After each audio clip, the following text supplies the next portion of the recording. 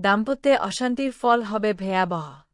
অনিরুদ্ধর সাবধান বাণীতে কি পারুলকে রক্ষা করতে পারবে রায়ান, নাকি এটাই হবে তাদের শেষ ঝগড়া?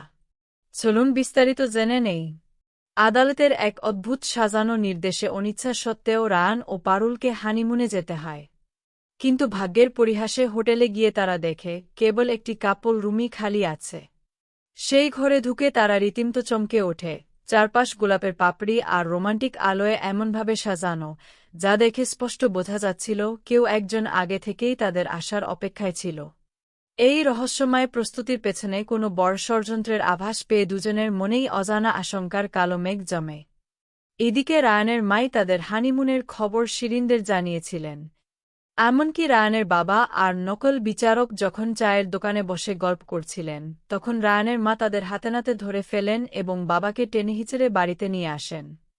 অন্যদিকে পরিবারের অন্য সদস্যরাও ছদ্মবেশে একই হোটেলে হাজির হয় রায়ান ও পারুলের উপর নজর রাখার জন্য। তবে আড়ালে সংযুক্তা ও শিরিনও ছদ্মবেশে সেখানে পৌঁছায়। সংযুক্তার নিষ্ঠুর পরিকল্পনা ছিল ভয়াবহ। সে আত্মবিশ্বাসের সাথে জানায় যে আগামীকালের সংবাদপত্রের প্রধান শিরোনাম হবে রায়ান ও পারুলের নির্মম মৃত্যুর খবর। ভয় আর ষড়যন্ত্রের এই আবহের মাঝেই হোটেলের বদ্ধ ঘরে রায়ান ও পারুলের মধ্যে এক সুন্দর মুহূর্ত তৈরি হয়। পারুল যখন পোশাক পরিবর্তন করছিল, তখন রায়ানের দৃষ্টিতে তার প্রতি মুগ্ধতা ও আকর্ষণ ফুটে ওঠে। বাথটাবের কাছে অনিচ্ছাকৃতভাবে তারা দুজন খুব কাছাকাছি চলে আসে, যা তাদের মধ্যকার প্রাথমিক অস্বস্তিকে এক গভীর ও অন্তরঙ্গ অনুভবে রূপান্তর করে।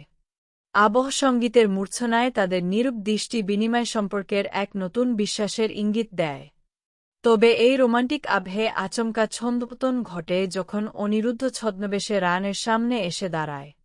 সে রায়ানের মনে ভয় ধরিয়ে দেওয়ার চেষ্টা করে এবং ইঙ্গিতপূর্ণ সতর্কবাণী দেয় যে তাদের দাম্পত্য জীবনে অশান্তি হলে তার ফল মোটেও ভালো হবে না।